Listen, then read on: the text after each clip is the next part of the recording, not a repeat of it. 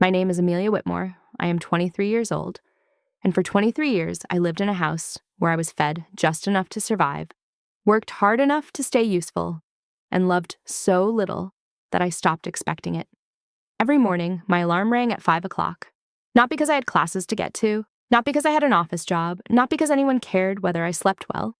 It rang because breakfast had to be started before my father came downstairs, because the kitchen counters had to be wiped until they reflected light, because the marble island my mother loved to show off to guests could not have a single streak on it, because there were laundry baskets waiting in the hall and bathrooms that needed scrubbing, and floors that were somehow never clean enough, no matter how many times I went over them on my hands and knees. Upstairs, my brother Lucas slept in a room bigger than the entire basement where I lived. He had wide windows, soft rugs, expensive cologne lined, up beside his sink, framed photos from vacations I had cleaned up after but never attended, and closets full of clothes that still had tags on them. He went to private schools, then private clubs, then private dinners, where men with money laughed at his jokes and told him he had a bright future. By the time he was 23, his future had been set like a table in a house where every place card had already been written. Mine had not.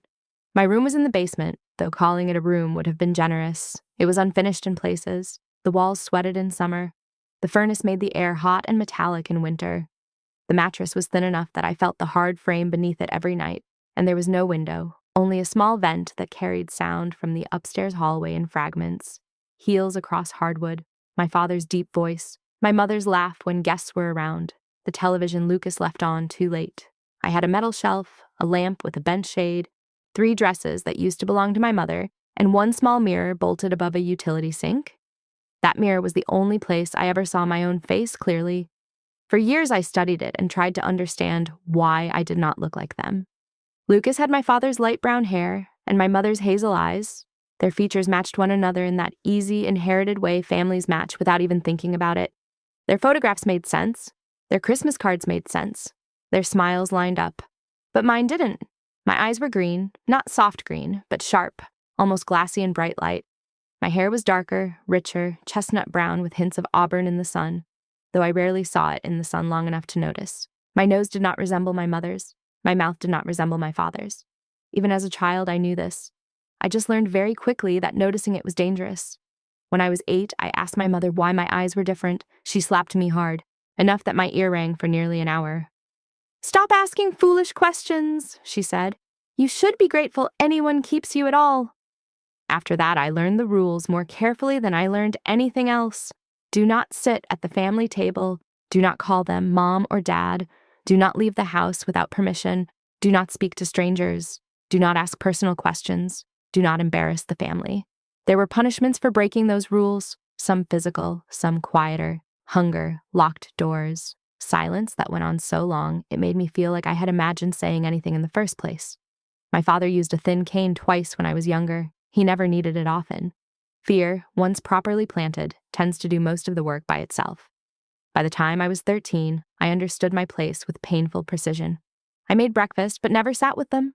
I served dinner, but ate only after they were finished. If guests came over, I disappeared into the kitchen or down to the basement unless my mother wanted me visible enough to fetch, carry, polish, or smile at the right moment. My father called me the girl to other people when he thought I was out of earshot.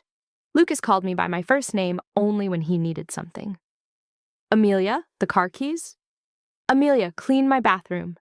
Amelia, iron this shirt. He was never cruel in the theatrical sense. That would have required him to register me as a real person first. I was to him like a utility in the house, electricity, hot water, coffee that appeared when he wanted it. Useful things do not need kindness, they only need maintenance. For a long time, I thought that was what I was. There were moments, though, when something inside me pushed weakly against that belief. The first time I asked why I could not go to school, the first time I counted the chairs at the dinner table and realized there were 6 but still no place for me. The first time I watched Lucas receive a new white Mercedes for his 18th birthday while I didn't even have identification papers. Once, when I was 16, I saved enough coins to try leaving. $17 and change hidden in a sock beneath my mattress. I walked to the bus station, hands shaking so hard I could barely buy the ticket. I didn't get far. A police officer found me, asked questions I didn't know how to answer, then drove me home because my father, in his perfect suit and perfect voice, told them I was troubled and confused and that we were handling a delicate family situation privately. After they left, he locked me in the basement for 3 days. When he came down and opened the door, he crouched in front of me and said quietly, "Without papers, you do not exist. And if you do not exist, no one will ever believe you." I believed him. That may sound weak now, from the outside, but truth is not always what is real. Sometimes truth is simply what is repeated in a room you cannot escape. And so I stayed. Until Lucas's wedding. If you have ever lived in a place that trained you to think your life belonged to other people, then you will understand this. The worst thing was not the work. It was the certainty that this was all I was ever going to be. The wedding was supposed to be the biggest day in our family's life. That is what my father called it for months. His voice took on a special brightness whenever he talked about it, the kind I had never once heard in connection with me. Lucas was marrying Charlotte Collins, daughter of Richard Collins, a man wealthy enough that people dropped his name in a lower tone, as if the air around money should always be treated with respect. The venue was a grand hotel in White Plains. The floral arrangements came from Manhattan. The cake cost more than my father claimed my existence had ever cost him. My mother bought a champagne-colored dress and stood in front of the mirror admiring herself for long minutes at a time, touching her neckline, smoothing the fabric over her waist, practicing smiles that looked warm from the outside and hollow from mine. For one weak, foolish moment, I thought I might be included. I had spent 6 months helping with the wedding without ever being acknowledged as part of it. I addressed invitations, I ran errands, I stood in line at dry cleaners and bakery counters and florist shops, I carried boxes, I checked guest lists, I answered phones when my mother was too busy to be bothered. I told myself that maybe, on the day itself, I would be allowed to sit at the back with the cousins or stand with the bridesmaids, or at least wear something that made me look like I belonged. 3 weeks before the ceremony, my mother called me into the kitchen and told me my role. "You'll be helping with service," she said. I thought I'd misheard her. "Helping?" I asked. She smiled, and I knew immediately I had not misheard anything. "Yes, Amelia. Caring. Drinks, checking supplies, making yourself useful. It's much more suitable." "Suitable for what?" Her smile thinned. "For someone like you." That was the end of the conversation. The rehearsal dinner came first, at a country club with polished wood railings, candlelight, and soft laughter from people who had never needed to question where they belonged. I wore a black dress and white apron. My mother introduced me as someone who helps around the house. Charlotte, who was prettier than photographs and just as polished, frowned when she heard it. "She's Lucas's sister, isn't she?" she asked. I looked up so quickly I nearly dropped the tray I was carrying. My mother answered before I could. "Oh, Amelia prefers helping. She's always been shy, much happier out of the spotlight." Charlotte looked at me for a second longer than most people ever did. Not enough to change anything, enough to notice something. Then she smiled politely and let it go. But her father didn't. Richard Collins looked at me once from across the terrace, and something changed in his face. Not curiosity exactly. Recognition. Shock with memory inside it. The kind of look that makes a person feel visible and frightened at the same time. Later that evening, he stopped me near the edge of the room and asked quietly, "What is your name?" "Amelia Hayes," I said. His gaze held mine.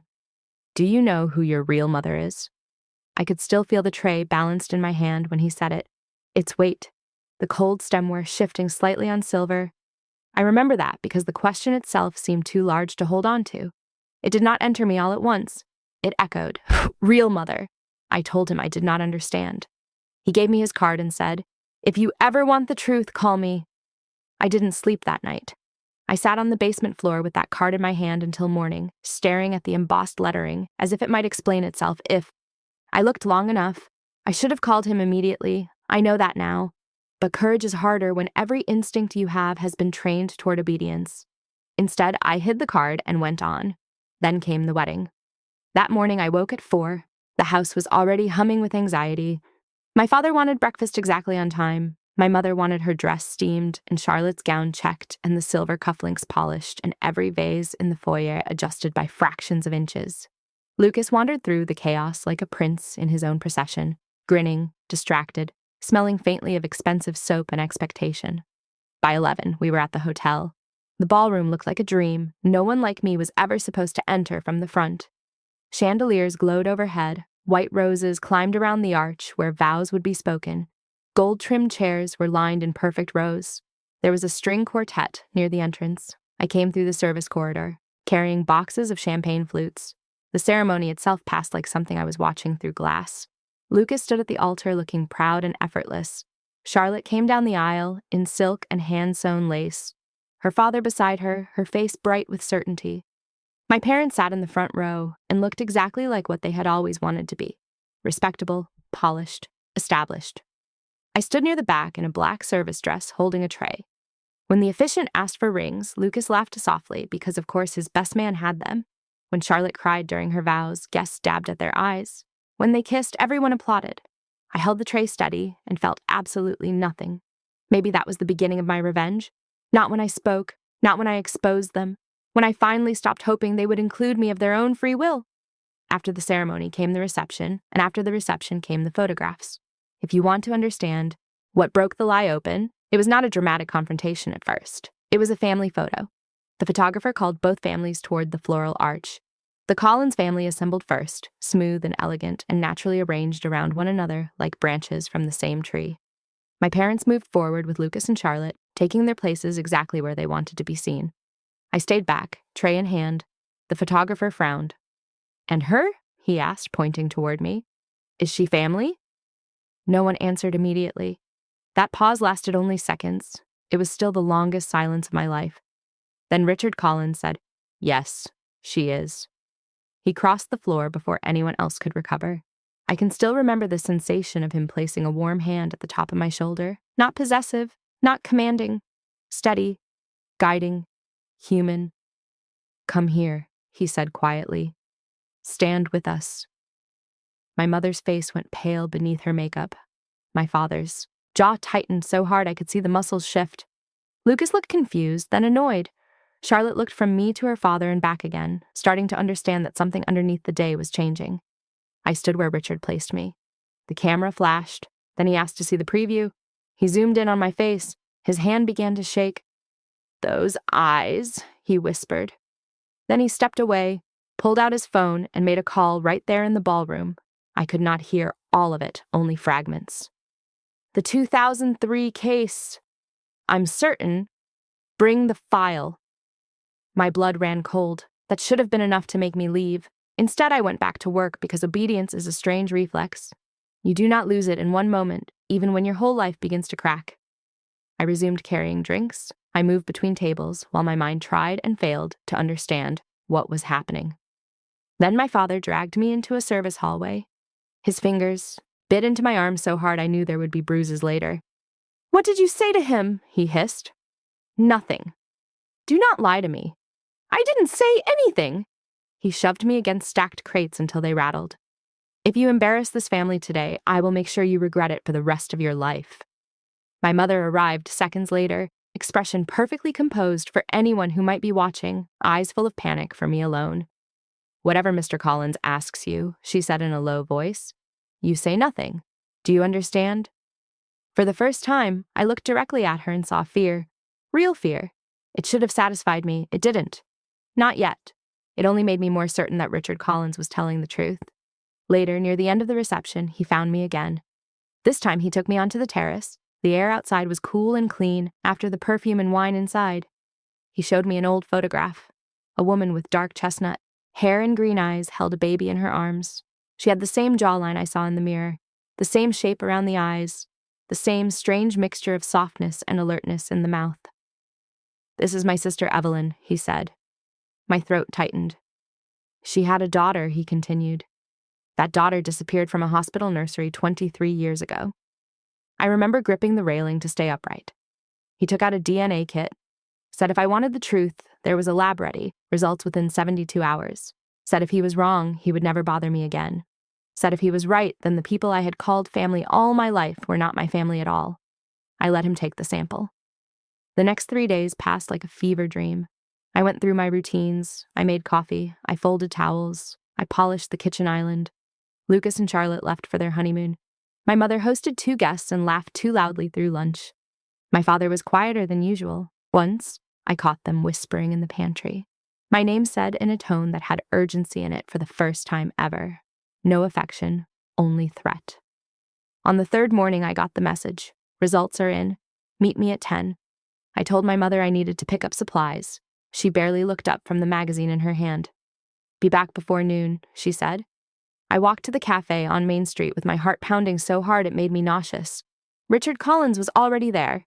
He slid the envelope toward me. Inside was the report. Probability of maternity match, 99.97%. I read it 3 times. The words did not change. You hear people say the world tilted when they learn the truth. That never made sense to me before. It does now. It is not poetic, it is physical. The body tries to rearrange itself around a reality it was never prepared to hold. You're my niece, he said gently. No one had ever claimed me with tenderness before. He told me more then. My birth. Mother's name was Evelyn Whitmore, his younger sister. She had been widowed young, then had me after a later relationship she never made public. She was wealthy in her own right, from their family's side, but vulnerable after complications from my birth. I disappeared from the hospital. She spent years searching for me, hired investigators, worked through law enforcement, never stopped. She died believing I was still alive somewhere, and she had created a trust in my name. $12 million. The number barely registered. What mattered was not the money. It was the sentence that came before it. She never stopped searching for you. For 23 years, I had lived as if I had been a burden someone reluctantly kept. To learn that my real mother had loved me enough to spend her last years looking for me did something to the inside of my chest that I still cannot describe without wanting to cry. Richard told me federal investigators were being contacted. He said the old case was being reopened. He said that if my parents had obtained me illegally, as he believed, they would face prosecution. I asked him what I should do. He said, tell the truth when you're ready. Ready. No one had ever used that word about me before. I was ordered, directed, corrected, managed, not asked whether I was ready. I went home different from the girl who had left. My mother knew it at once. The next morning, when she told me to make coffee, I stood still and asked, did you lie to me? She froze. That 1 second told me more than any confession could have. Who told you? She asked. I said nothing. Did he tell you? She pressed. That man. Is it true? We stared at each other. And then, to my surprise, she didn't deny it. Yes, she said. One word. 23 stolen years inside it. I asked why. She answered exactly as I had feared. Because you were useful. No tears, no shame. Just the plain, flat truth. You worked. You stayed quiet. You were easy to keep. That was the moment I stopped hoping for remorse. And once I lost that hope, I became dangerous. Richard Collins invited my family to his estate a week later under the pretense of discussing future opportunities for Lucas. My father practically glowed. My mother spent 2 days choosing jewelry. Lucas and Charlotte cut their honeymoon short to attend, because of course they did. The Collins name was too valuable to delay. I went too. This time, not as staff. Not exactly. I was told to help if needed, but there was something almost ceremonial about the way Richard's household welcomed us. Calm. Prepared. As if everyone knew where the night was going, except the people who needed to be destroyed by it. His estate in Greenwich was all old money, all symmetry and quiet power, iron gates, long drive, stone steps, staff who moved discreetly, portraits on the walls that reminded visitors they were entering a place where history had already been decided before they arrived. We were seated in a drawing room for tea. My father tried to play at ease. My mother praised the decor in the smooth, social voice she reserved for people above her. Lucas looked around with greed disguised as admiration. Charlotte sat beside him, beautiful and careful, unaware that her wedding had not yet finished detonating our family. Then Richard began. He spoke first about documentation, adoption records, birth certificates, identity gaps. My father interrupted, tried smiling, tried offense, tried vague bureaucratic explanations. Richard let him talk until the room had heard enough excuses to make their own judgment. Then he placed the DNA report on the table. Then the old hospital case file. Then he said, your daughter Amelia Hayes is, in fact, Amelia Whitmore, my sister's child. No one moved. My mother dropped her cup. It shattered on the saucer. The next seconds remained bright and sharp in my memory. A door, opening. 2 federal agents stepping in. My father standing so fast his chair scraped the floor. My mother whispering my name like a prayer she had not earned the right to say. Lucas staring blankly from one face to another as though his own life had just been exposed as collateral damage in a story he never bothered to understand. The lead agent said my parents were being detained on suspicion of human trafficking, fraud, unlawful identity suppression, and child endangerment pending formal charges. My father tried to run. He made it maybe 3 steps. Watching him restrained was not satisfying in the way people imagine revenge to be. It was stranger than that, like seeing gravity finally apply to a man who had long believed himself above it. My mother started crying then, real crying, the kind that distorts the face and ruins every careful performance beneath it. "Amelia, please," she said. "Tell them this is a misunderstanding." I looked at her. Looked. Really? Looked. The way I had spent years avoiding, because if I had seen her clearly sooner, I might not have survived the truth. "You raised me as a servant," I said quietly. "You never treated me like family, not once." She said they had given me a home. I said they had given me scraps. My father shouted that they had saved me. Richard answered before I could. "No," he said. "You purchased her." The room went still again. Later, the investigation uncovered exactly that. $15,000 paid through a chain of people who sold infants to families willing to take children without questions and keep them undocumented. My name had appeared in a ledger like inventory. I wish I could say the trial was dramatic. Mostly it was exhausting. Months of statements, evidence, testimonies, old financial records, hospital files, witness interviews, chain of custody arguments, my own life reduced to documentation after a lifetime without any. I testified twice. I described the basement, the rules, the lack of school, the attempt to run away and the police being lied to, the work, the silence, the way my father insisted on being called Mr. Hayes, the way my mother's kindness only ever appeared in public, the way Lucas introduced me to friends as the housekeeper. That last detail hit the room harder than some of the legal evidence. Maybe because everyone understands humiliation. My father claimed he thought I was abandoned. No one believed him. My mother cried and said she had tried to be kind within the limits of a difficult situation. No one believed her either. They had too much money tied to the purchase, too many contradictions, too many years of making sure I had no identity and therefore no route out. In the end, both were convicted. Daniel Hayes received 18 years. Rebecca Hayes received 12. The house was seized, assets frozen, reputation gone. Lucas lost everything almost as quickly, though in a different way. Charlotte filed for divorce within weeks. Richard Collins cut all business ties. Lucas's job disappeared when the firm decided scandal and incompetence together were too much to carry. For the first time in his life, the ease that had surrounded him evaporated. Months later, he called me. His voice sounded smaller than I had ever heard it. He said he needed help, that things were hard, that maybe I could lend him something until he got back on his feet. I asked him one question. In all the years we lived in the same house, did you ever once ask why I slept in the basement? He was silent. That told me enough. You knew there was something wrong, I said. You just didn't care because it made your life easier. He tried to say he didn't understand back then. Maybe he didn't fully. But indifference is its own kind of cruelty. I didn't help him. Not because I wanted revenge at that point. Because consequences had finally arrived and I was no longer willing to interrupt them for people who had built their comfort on my suffering. Richard took me into his home while everything was resolved. The first night there, I woke 3 times because the room was too quiet. No furnace rattling, no footsteps above me, no fear that I had overslept and would be punished for it. There was a window beside the bed. I got up in the dark and touched the curtains just to reassure myself they were real. The trust was released to me once the legal claims cleared. $12 million. People hear that and imagine the money changed everything. It didn't. The truth changed everything. The money simply gave the truth room to breathe.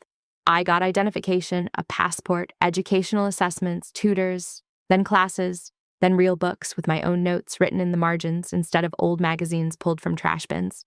I studied with a hunger that frightened even me. Not because I wanted to prove something to the world, because I wanted to reclaim the years that had been stolen from my mind. A year later, I was accepted to Yale. I sat on the edge of my new bed and cried so hard I could barely read the letter through the tears. Not because it was Yale, because my name was on it. Amelia Whitmore, mine. Not borrowed, not hidden, not assigned by people who wanted me erased. Mine. Before I left for school, I went to see them one last time. The prison was gray and cold and exactly as joyless as I hoped it would be. My mother cried when she saw me. My father tried to sit straight, tried to wear dignity like he wore it in court, but prison had already started shrinking him. I told them I had not come for forgiveness. I had come to say one thing. For 23 years, I said, you made me believe I was nothing. Neither of them spoke. But you were wrong. That was all. I turned and left. Not because I was healed. Healing is not a doorway you walk through once. It is a practice, a choice made, repeatedly, often when you are tired, often when you would rather be bitter because bitterness feels more earned. I am still healing. I am writing this now from my dorm room. It is not large. It is not grand, but it is mine. There are books on the shelf, sunlight through the window, and my name printed on the board outside the door. Sometimes I still wake before dawn expecting orders. Sometimes loud footsteps overhead still tense my whole body.